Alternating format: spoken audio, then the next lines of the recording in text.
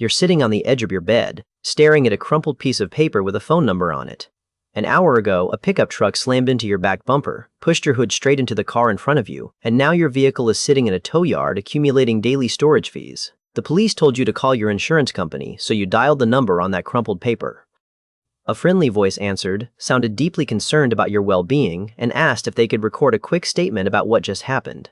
Most people think the right thing to do is to cooperate completely, give a recorded interview, and explain every detail of the crash while their memory is perfectly fresh. That's a massive mistake, and it can absolutely destroy your chances of getting paid for your wrecked vehicle or your medical bills. The widely believed myth is that the insurance adjuster is on your side. People hear a calm, empathetic voice on the phone and assume that person is working to help them get back on their feet. The reality couldn't be further from the truth. An insurance adjuster is an employee of the insurance company, and their job is to save the company money. They handle hundreds of collisions a week. They're trained professionals who know exactly which questions to ask to accidentally make you look entirely at fault, even if you were rear-ended while sitting completely still at a red light. When you give a recorded statement, you're walking into a professional boxing ring as an amateur, thinking it's just a friendly chat. You might be wondering why a simple conversation is so dangerous. A recorded statement is an official, on-the-phone interview where a representative asks you questions about the collision, and your answers are captured on audio to become part of your permanent claim file. Once your voice is on that recording, those exact words are locked in forever. You can't edit a recording later. If you accidentally leave a detail out, or if you remember something differently a few days from now, the insurance company will claim you changed your story. They'll use that inconsistency to accuse you of lying, which gives them an excuse to delay or completely deny your financial compensation. Let's look at a very common scenario. The adjuster calls you the morning after the wreck and asks how you're feeling. You might say you're doing fine because culturally, that's what we say when someone asks how we're doing. You might have a mild headache, but you just want to be polite, so you say you feel okay. 3 days later, you wake up and your neck is locked up completely.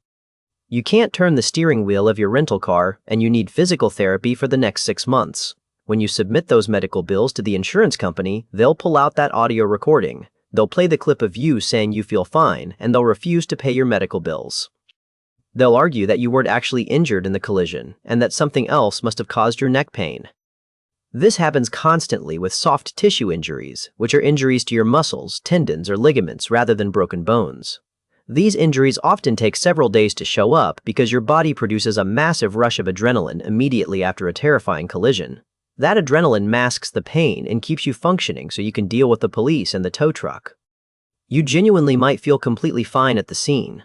It's incredibly dangerous to guess about your medical condition over the phone 48 hours after the crash. You aren't a doctor, and you can't diagnose your own internal bruising or muscle tearing while standing in your kitchen. Another trap is guessing about the speed of the vehicles. The adjuster might casually ask how fast you think the other driver was going when they hit you. You're completely shocked, sitting behind the steering wheel, trying to figure out if your airbag's just deployed, and suddenly you're supposed to be a human radar gun. Most people just guess a number to be helpful. If you guess wrong, the insurance company will use that guess against you.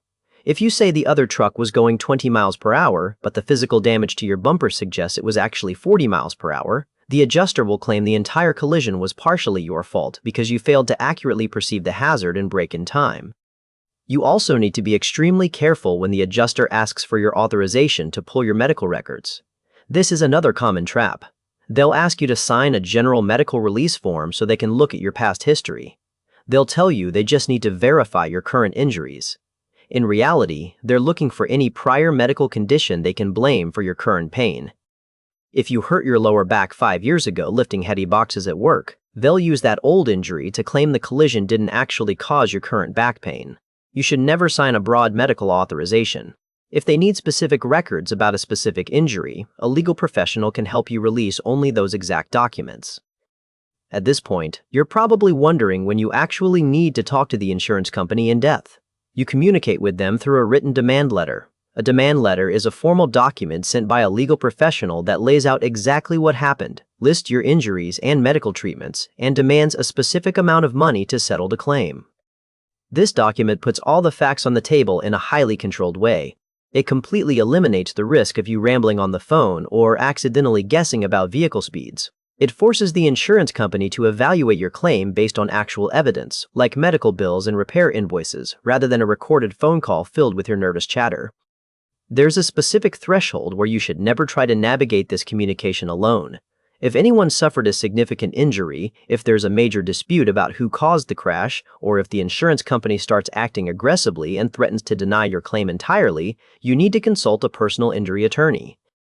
An attorney is a licensed professional who represents you and deals directly with the insurance adjusters on your behalf. Once you hire an attorney, the insurance company legally can't contact you anymore. Every single phone call and letter has to go through your legal representative.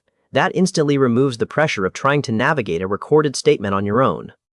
It's crucial to understand that the specific rules surrounding insurance claims change depending on where you live. Laws regarding accident reporting, fault, and deadlines are completely different everywhere. Some states operate under a no-fault insurance system. This means that after a collision, your own insurance company pays for your medical bills and lost wages, regardless of who actually caused the crash. You only step outside that system to sue the at-fault driver if your injuries meet a certain legal threshold of severity. Other states operate under a traditional fault system, where the driver who caused the collision is financially responsible for all the damages. Because these laws vary wildly, you absolutely must check the specific rules that apply in your own area. Similarly, every single state has a statute of limitations. This is a strict legal deadline that dictates exactly how long you have to file a lawsuit after a vehicle collision. If you miss this deadline, you permanently lose your right to pursue compensation, no matter how strong your claim is. As an example, in some areas you might have 2 years from the exact date of the crash to file a lawsuit, while other areas might give you 3 years or even less. Because these deadlines are incredibly strict and change depending on your location, you should verify your specific timeline as soon as possible after the collision. You should never let a friendly voice on the telephone trick you into dropping your guard. The insurance company has a massive financial incentive to minimize your claim, and they use highly trained professionals to accomplish that goal. They're hoping you'll feel overly obligated to help them, that you'll guess about facts, and that you'll ramble about your daily life on a recorded phone call. By keeping your answers incredibly short, refusing the recorded interview, and waiting until you fully understand your medical condition, you take away their biggest weapon. Have you ever felt pressured by an insurance company to settle a claim quickly before you fully understood the extent of your damages? Drop your experience in the comments below so we can discuss how that situation played out. If this breakdown gave you a shield for your next phone call with the insurance company, send a video to a buddy who is currently stressing over a wrecked vehicle in their driveway, and make sure you subscribe to Scribble Law so you always know the actual playbook before someone tries to back you into a corner.